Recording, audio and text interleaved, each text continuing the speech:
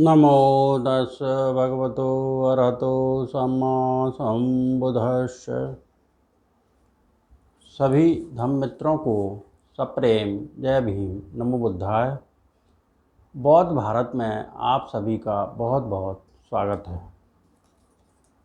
जातक अट्ठकथा का प्रथम भाग चल रहा है। इसमें 67वां जातक है उच्छंग जातक। उच्छंगे देव में पुत्रोति। यह गाथा शास्ता ने जेतवर में विहार करते समय एक ग्रामीण जनपदिक स्त्री के संबंध में कही। वर्तमान कथा। एक समय कौशल देश राष्ट्र में 3 जन एक जंगल के पास खेत जोत रहे थे। उस समय जंगल के अंदर कुछ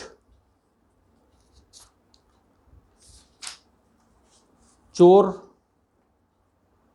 लोगों को लूटकर भाग गए। चोर पकड़ने वालों ने चोरों को ढूंढते हुए उन्हें न देख पाकर वहां आकर, तुम जंगल में डाका डालकर लूट करके अब यहाँ किसान बने हो, कह यह चोर हैं समझ उन्हें बांधकर कौशल नरेश को दे दिया। उस समय एक स्त्री, मुझे वस्त्र आच्छादन दो, मुझे वस्त्र दो, कह रोती पीटती बार बार राजभवन के पास चक्कर लगाती। राजा ने उसका शब्द सुनकर, दो इसे कपड़ा दो, कहा। लोग वस्त्र लाकर दिए। वह उसे देख, यह चादर वस्त्र मैं नहीं मांगती, मैं स्वामी रूप वस्त्र की याचना कर रही हूँ। कहा। लोगों ने जाकर राजा से निवेदन किया, यह ऐसा वस्त्र नहीं चाहती, स्वामी रूप वस्त्र चाहती है। राजा ने उसे बुलवाकर, तू स्वामी रूपी वस्त्र मांगती है, पूछा। देव, स्त्री की चादर उसका स्वामी ही है। बिना स्वामी के 1000 मुद्रा के मूल्य का वस्त्र पहनने पर भी स्त्री नंगी है। इस अर्थ के समर्थन यह सूक्त कहना चाहिए। बिना पानी के नदी नग्न होती है, बिना राजा के राष्ट्र नग्न होता है, विधवा स्त्री नग्न होती है, चाहे उसके 10 भाई क्यों न हो। राजा ने, मैं तुझ पर संतुष्ट हूँ, इन तीनों में से एक को देता हूँ, किसे चाहती है, पूछा। उसने कहा, देव, मैं जीवित रही तो मुझे एक स्वामी मिल सकेगा, पुत्र भी मिल सकेगा, लेकिन माता पिता के मर जाने के कारण भाई का मिलना दुर्लभ है, मुझे भाई ही दे दें। राजा ने संतुष्ट हो तीनों को छोड़ दिया। उस एक के कारण तीनों जन दुख से मुक्त हो गए। यह बात भिक्षु संघ को ज्ञात हो गई, इसलिए एक दिन धर्मसभा में एकत्रित होकर भिक्षुगण आपसो इस एक स्त्री के कारण 3 जन दुख से मुक्त हो गए। पूछने पर भिक्षुओं के यह बात कहने के बाद शास्ता ने भिक्षुओं, इस स्त्री ने केवल इस समय ही नहीं उन 3 जन को दुख से छुड़ाया, पहले भी छुड़ाया था, कह पूर्व जन्म की कथा कही। अतीत कथा। पूर्व समय में राजा ब्रह्मदत्त के राज करते समय 3 जन जंगल की सीमा पर खेती करते थे। पूर्वोक्त प्रकार वर्तमान कथा के अनुसार ही तब राजा के तीनों जनों में से किसे छुड़ाना चाहती है, कहने पर वह बोली, देव, क्या तीनों को नहीं दे सकते? हाँ, नहीं दे सकता। यदि तीनों को नहीं दे सकते तो मुझे मेरे भाई को दें। पुत्र या स्वामी को ले, तुम भाई क्यों कहती हो? कहने पर, यह देव दोनों सुलभ हैं, लेकिन भाई दुर्लभ है, कह यह गाथा कही। देव, पुत्र तो गोद में है और पत्र रास्ते चलती को भी मिल सकता है, लेकिन वह देश नहीं दिखाई देता जहाँ से भाई सहोदर लाया जा सके। उच्छंगे देव में पुत्रोति देव। मेरा पुत्र तो मेरे पल्ले क्रोध में है। जैसे जंगल में जाकर पल्ला करके साग चुन चुनकर उसमें डालने से पल्ले में साग सुलभ होता है, इसी प्रकार स्त्री के लिए पुत्र भी पल्ले में सुलभ ही होता है।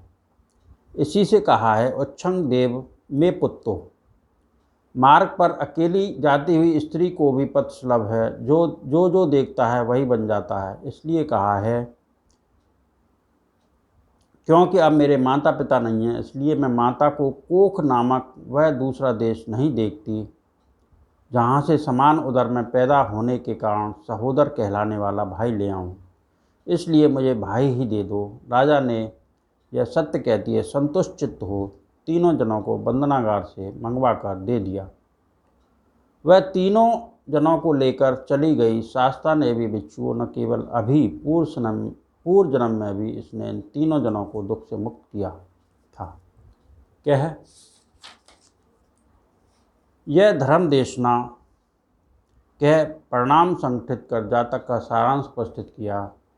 पूर्व जन्म में चारों जने अब के चारों जन ही थे, लेकिन राजा उस समय में ही था, उच्छृंग जातक।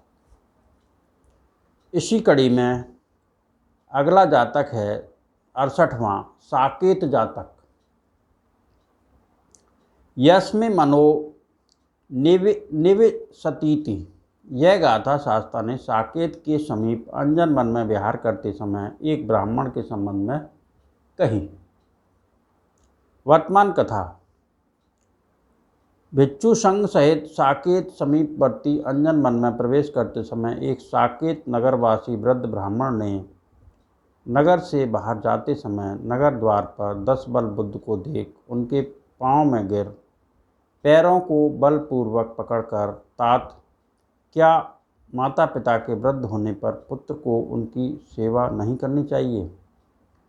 फिर किस लिए इतनी देर तक तूने अपने को हमसे छिपाए रखा? मैंने तो देख लिया, अब अपनी माता को देखने के लिए चल। यह कह वह शास्ता को अपने घर ले गया। शास्ता वहाँ जाकर बिछे आसन पर भिक्षु संघ सहित बैठे। ब्राह्मणी भी आज मेरा पुत्र आ गया।